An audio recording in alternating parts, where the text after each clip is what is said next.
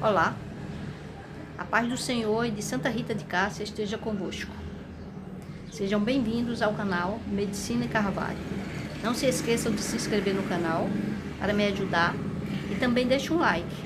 Sou a doutora Sandra e hoje, dia 28 de julho de 2025, dou continuidade à minha história no mundo digital. Hoje tratarei do tema que relaciona a qualidade de vida e saúde. E o tema é trauma por quedas, parte 2. Então falaremos sobre prevalência de quedas, risco de quedas em idosos, queda versus perda de autonomia, queda, um dos gigantes da geriatria, queda versus manifestação atípica de doenças agudas. E eu vou cair? Então, quando se fala em quedas, prevalência geralmente em torno de 21 a 37,5% de quedas em idosos. Em relação ao risco, alguns estudos demonstram que o sexo feminino apresenta mais prevalência. Outros estudos, no entanto, não mostram significância em estatística entre os sexos, tanto feminino como masculino. Estudos demonstram que a principal local relacionado à queda é a rua. Outros estudos, no entanto, demonstram ser a residência, em 75% dos casos. Os cômodos mais envolvidos relatados nos estudos foram a varanda, o quarto e a área externa. Geralmente, idosos não caem por realizar atividades perigosas, como subir escadas ou cadeira, nada disso, mas por realizar atividades rotineiras.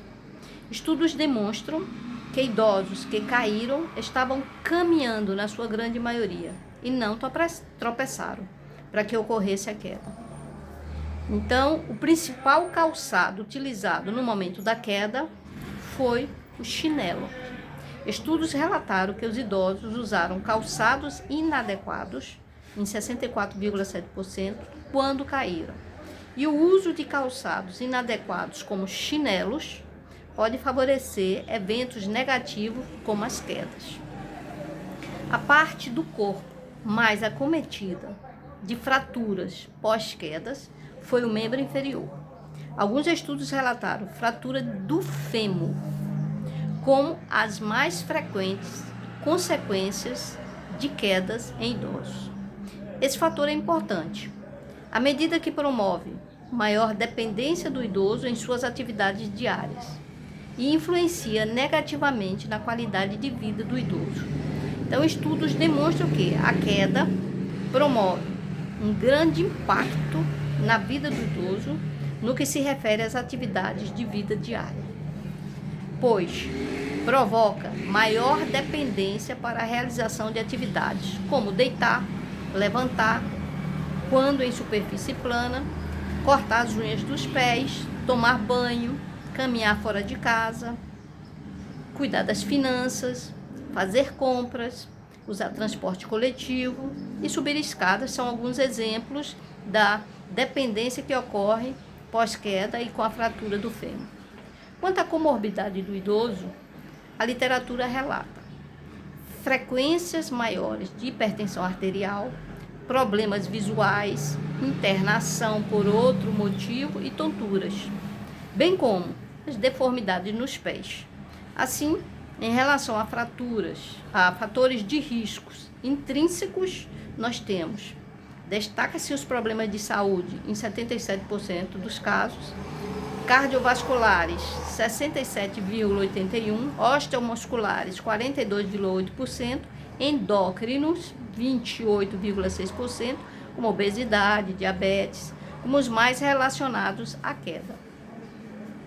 Foram encontradas significâncias estatísticas entre o número de quedas e a ocorrência de doenças como a doença de Parkinson e a doença renal. A literatura aponta para a avaliação de distúrbios hidroeletrolíticos como favorecedor de quedas em idosos. Neste caso, como uma reação adversa a medicamentos utilizados, seja medicamentos para diabetes, seja medicamentos para hipertensão, seja medicamento para qualquer comorbidade. E em decorrência de doença renal também. Então, nós temos aí distúrbio hidroeletrolítico, que são um favorecedor, sendo favorecedor das quedas. A doença de Parkinson é colocada como um risco para quedas, né? Sendo necessário aí a estimulação motora e cognitiva como medida preventiva de quedas em idosos. Então, a queda é considerada um dos gigantes da geriatria. Por quê? Muitos episódios sem causas evidentes são premonitórios de doenças agudas.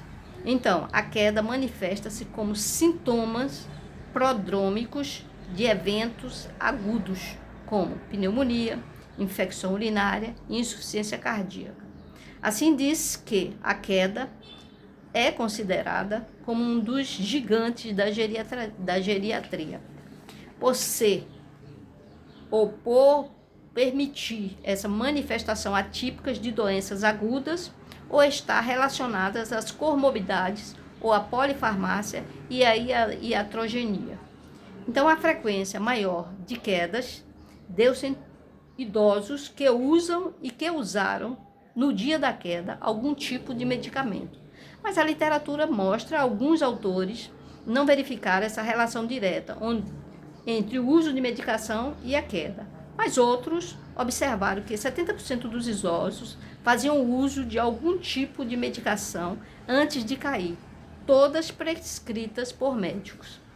Outros autores, no entanto, consideraram como fatores intrínsecos para quedas a polifarmácia e o uso de medicamentos. Então, aí existe a controvérsia. Alguns fizeram a correlação, outros não viram essa correlação entre medicamento e queda, e outros afirmam ter visto nos seus estudos uma relação, sim, com a comorbidade, o uso de medicamento e esses fatores intrínsecos para quedas, a polifarmácia e o uso de medicamentos.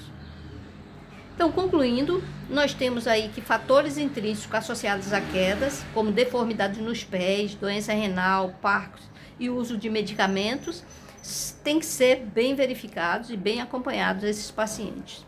Então, nós, resumindo o que a gente falou nessa relação trauma e queda, qual o foco de interesse? O foco de interesse foi quedas, tanto na parte 1 como na parte 2. E o que interessava saber? A pergunta é, eu vou cair? Sim, vai cair. E como saber? Através de investigação e exames. Então, o que fazer antes de cair é a prevenção. Então, uma alimentação saudável, fazer exames, fazer reposição de vitaminas, fazer uma avaliação multidisciplinar com nutricionista, ortopedista, educação física, um educador físico, um endocrinologista, fazer atividades físicas regulares, evitar o tabagismo, né? Beber moderadamente, tudo isso faz com que a queda seja a queda retardado, né? O processo do trauma de quedas, se ocorrer, vai ocorrer dentro de um processo em que você já fez toda a prevenção. Obrigada por estar aqui comigo até este momento. Peço que assistam os vídeos do canal @Medicina Carvalho, deem um like para que eu possa saber que vocês assistiram o vídeo e para que o YouTube saiba que vocês gostaram do conteúdo. Façam comentários. Dentro desses comentários só precisam colocar gratidão, agradecida por ter feito o vídeo. Isso é importante porque esse retorno faz com que o vídeo seja distribuído. Compartilhe os vídeos com os amigos, familiares, colegas, para que essa corrente do bem de multiplicadores de ações de prevenção do canal Medicina Carvalho se multiplique e para que eu possa continuar postando e ampliando o conhecimento sobre os preditores de trauma por quedas e quedas recorrentes.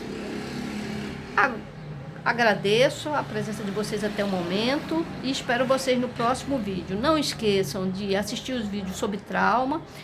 Eu postei o vídeo trauma com queimaduras, trauma, acidente de trânsito, trauma, quedas, primeira parte e trauma, quedas, segunda parte. Obrigada e espero vocês no próximo vídeo daqui a 2 dias.